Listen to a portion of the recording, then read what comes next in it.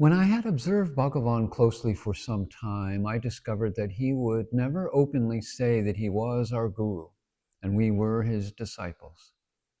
In fact, he would sometimes say things that sounded contrary to this. But for us close devotees, there was never a doubt that he was our guru.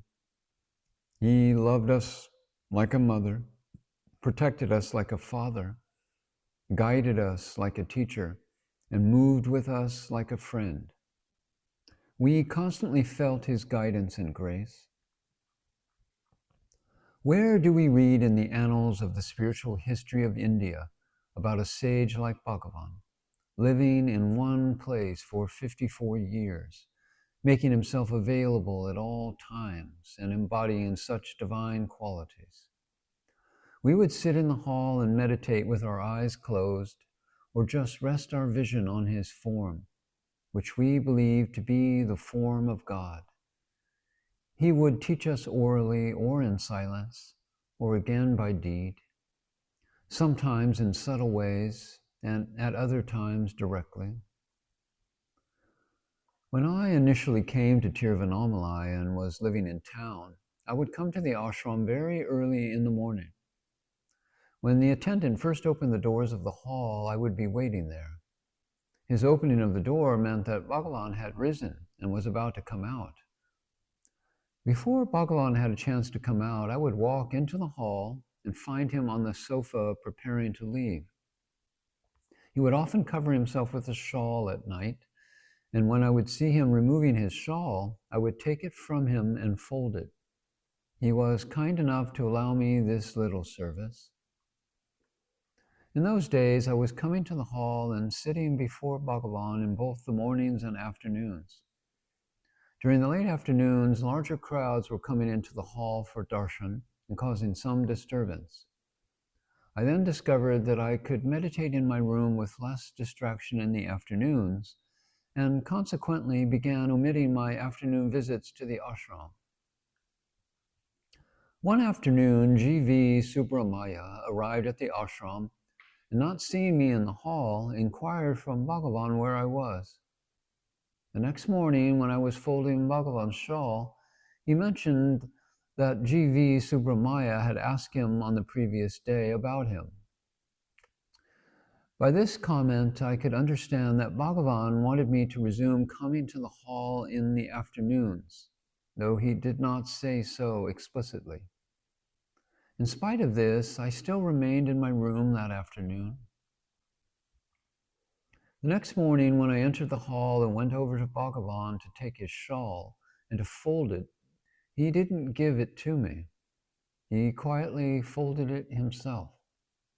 I then realized Bhagavan was admonishing me in this way. After this, I saw my error and resumed the afternoon visits to the ashram. From this, I realized that Bhagavan wanted us to benefit from his company, but how could he say it openly? In the first year of my settling in Tiruvannamalai, I remember one afternoon I was sitting in the hall and Bhagavan was explaining to me some particular point on a spiritual matter. During the discussion, he asked me to go to one of the two almirahs that were up against the west wall, open it, and bring him a certain book. I searched for the book but was unable to find it. I returned to Bhagavan and informed him of my failure to locate the book, and then again sat down against the south wall facing him.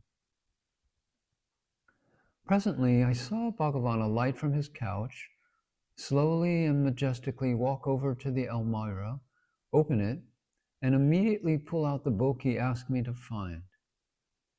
He closed the almirah, and to my surprise, instead of walking back to the couch, he came and sat on the floor right next to me on my left.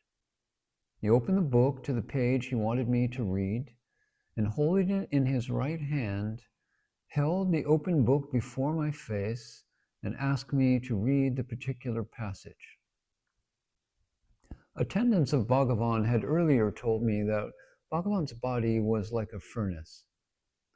Only then, when he sat so close to me, could I understand what they meant. I felt like there was an electric dynamo of spiritual power emanating from his body. I was thrilled to the core of my being. I believe the most unique characteristic of Bhagavan was the power of his presence. Much of what he taught had already been transmitted to the masses down through the ages. In Bhagavan, we found a being that was surcharged with reality to such an extent that coming into his presence would effect a dramatic change in us. This divine power of his presence was something remarkable, entirely outstanding in this century. But why just this century? It must be so for many centuries. I always felt there was something tangibly distinct in Bhagavan's hall. When we walked into it and sat down, we immediately felt like we had just entered a different sphere of existence. It was like the world we knew did not exist there. Bhagavan's presence, his otherworldliness, would so envelop the atmosphere.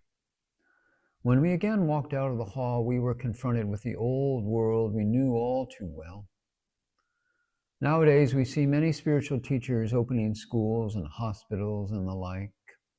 All this philanthropy has a purpose, no doubt, but Bhagavan never asked us to do such things. He wanted us to do one thing only, and that is to know who we are, to know the self. He believed this to be the panacea for all human suffering and the goal of life. But how many of us are adequately earnest to seek the self alone, only Atman? We are continually diverted and distracted by what we call helping the world. Where is the world, and who are we? This is what we should be looking into. In January 1938, after staying with the Maharshi for 1 year, I returned to my village.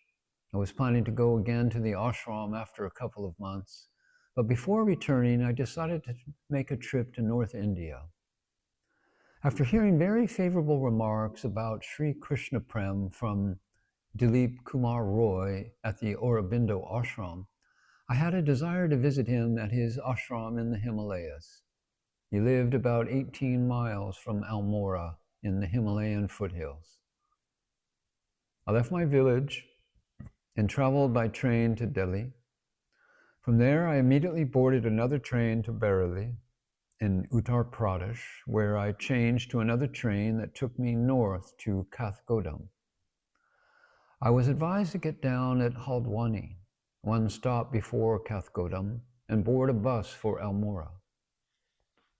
Following this advice, I arrived at Almora in the evening and spent the night in a dharamsala, a pilgrim hut. About 8:30 a.m., I hired a coolie to carry my luggage and then began the 18-mile trek through the forest and hills to Sri Krishna Prem's ashram in Murtola. We covered about 2 miles every hour and reached the ashram by 4:30. Approaching the ashram, I could see from a distance his tall figure standing outside. I had not written him prior to this visit, nor did he have any idea who I was or where I was coming from. Nevertheless, he greeted me warmly, asked me to take my things to an adjacent guest room, and then return to him for refreshments. Krishna Prem was living there with his guru, Yashoda Ma. When Swami Vivekananda was still an unknown wandering monk, he chose the young daughter of a gracious host at Ghazipur for symbolic worship in the Kumari Puja, as observed in Bengal. That same little Brahmin girl would one day become Yashoda Ma, the guru of Krishna Prem. Krishna Prem's pre-sannyasa name was Ronald Nixon.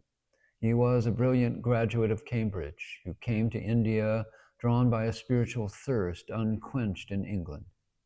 He taught English literature at the universities of Lucknow and Benares before renouncing and becoming a Vaishnava monk.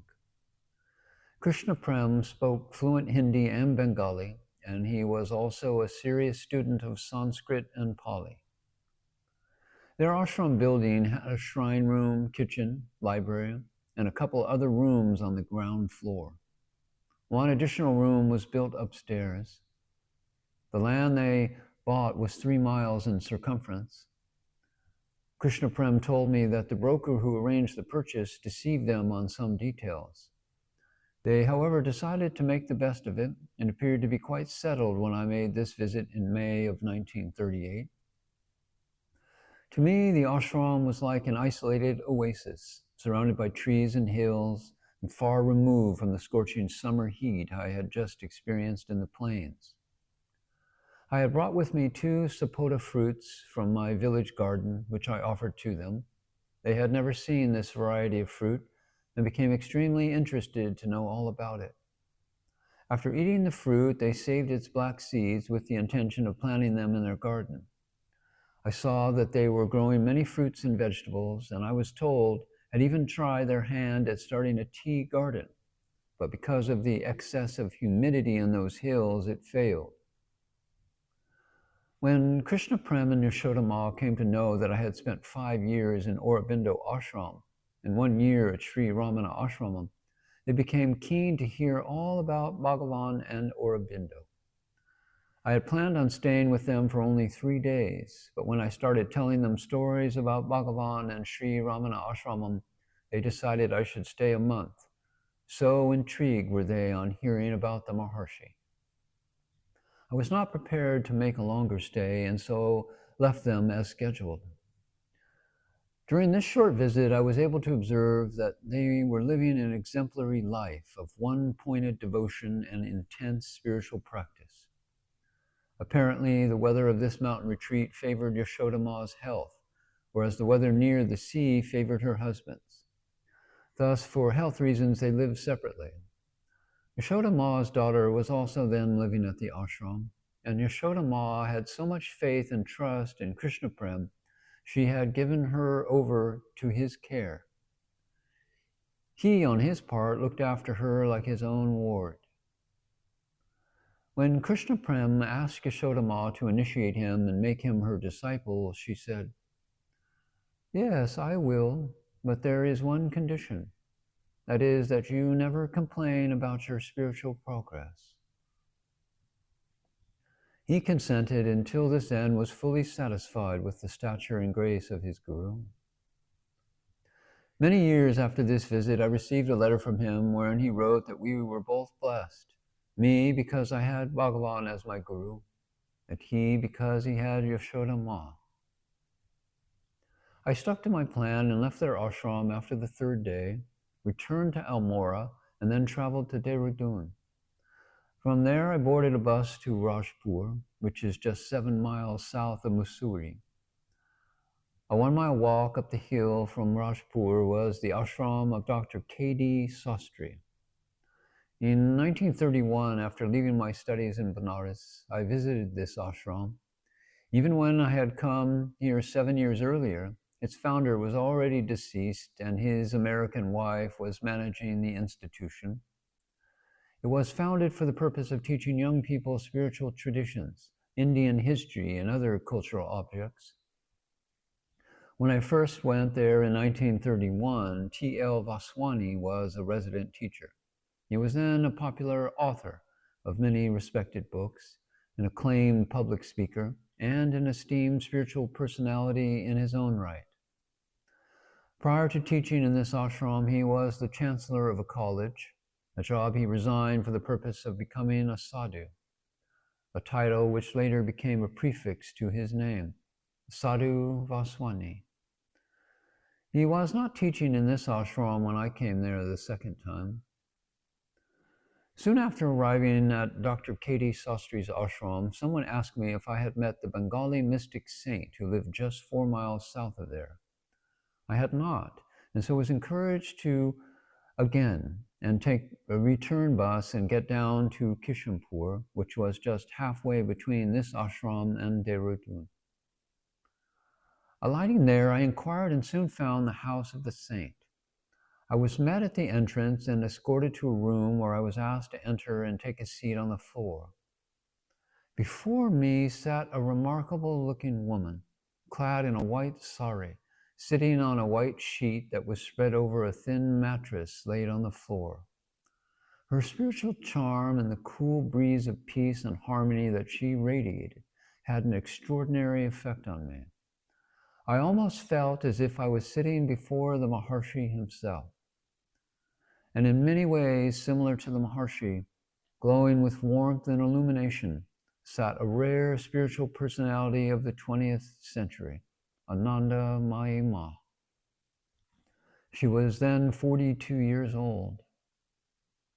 In an endearing manner, she made kind inquiries about matters concerning my life. As we were talking, the room slowly filled up with visitors. I told her that I had just come from Krishna Prem's ashram. After hearing that, she said that Krishna Prem and Yashoda Ma had created an Uttar North, Vrindavan in Almora. When I looked around the room again, I saw many devotees had gathered. Some were meditating, some were talking quietly among themselves, and others began questioning Anandamayi Ma on certain matters. Everything seemed to be going on spontaneously in a natural manner. There appeared to be no enforced code of behavior in Anandamayi Ma's presence, which immediately reminded me of the old hall at Sri Ramana Ashramam. At about noon, the saint stood up and walked out of the room. A few of the devotees followed her, and I decided to do likewise. She walked to a doorway of another room and stood there looking in. I also looked into that room and saw a bearded, middle-aged man lying on the floor, writhing in pain. I was surprised to have recognized this man from an incident that occurred 2 days earlier while I was traveling to Rajpur. When I was in Dehradun and boarded the bus for Rajpur, this same bearded man had entered the bus and sat next to me. The bus was nearly full, and although it was the scheduled departure time, the bus driver and ticket collector had not yet made their appearance. Consequently, most of the passengers began to show signs of impatience, especially this bearded gentleman seated beside me. He went to the point of getting off the bus and shouting out loud for the driver, imagining that he was in some building nearby neglecting his duties. I later discovered that this might have been true. Probably for financial reasons dictated by the bus owner, the bus personnel were notorious for not showing up till the bus was filled to capacity, regardless of the scheduled departure time. Eventually, the driver appeared, the passengers grumbled a bit, and we left Dehradun. Now, standing in the doorway, seeing this same bearded man terribly ill, I was told that he was the husband of Anandamayi Ma. How Anandamayi Ma happened to marry him, the relationship they had together, and how they came to move from Dhaka to this place makes quite an interesting story. I was later informed that on the day of my first visit to Anandamayi Ma, her husband was ill with smallpox. Knowing this, Anandamayi Ma asked her mother and a resident disciple known as Didi, who was actually her biological mother, to leave the house and live elsewhere. Of course, they objected. She then told them if they did not leave, she would. Ultimately, they were persuaded to leave, and Anandamayi Ma was left alone to attend to the needs of her sick husband. Her husband, Bolanath, known as Pitaji, was a good man, loved by all of Ma's followers. He was even looked upon as a father figure in the ashram, and although he was well served by his wife during this illness, he eventually succumbed to the disease. Perhaps she had anticipated this and wanted to be alone with him during his last days. Just before dying, he joined his palms together in salutation and said to his wife, "You are my mother." There is little doubt that Anandamayi Ma did more than attend to just his physical needs during those last days. The time she spent alone with him certainly must have brought him far along on his spiritual journey. In the afternoon, I returned to Dr. K.D. Sastri's ashram. A younger American sister of K.D. Sastri's widow was also in the ashram at this time. She was interested in studying music and was taking lessons in Lucknow. She was also quite interested in coming to Tiruvannamalai to meet Bhagavan. Before leaving there, I told her to write to me and come to Ramana ashramam when I was present in the ashram. She somehow came when I wasn't present, stayed in the Morvi guest house, and was relieved of over 400 rupees by a thief. She had no idea of what security precautions to take, and in due time she left India and returned to America. After a 2 or 3 day visit to Rajpur ashram, I left for Vrindavan. I had no special desire to visit Vrindavan at that time, but Krishna Prem made me promise that I would stop there while returning south. Yashoda Ma's guru, a sannyasi, lived there, and they wanted me to meet him. Also, they wanted me to visit a few of Krishna Prem's disciples who lived in a house they owned in Vrindavan. When I arrived, I immediately went and visited the sannyasi and disciples and was able to board a departing train the very same day. Although I was then feeling eager to return to Ramana ashramam, I decided I would break my journey once more before reaching Tiruvannamalai.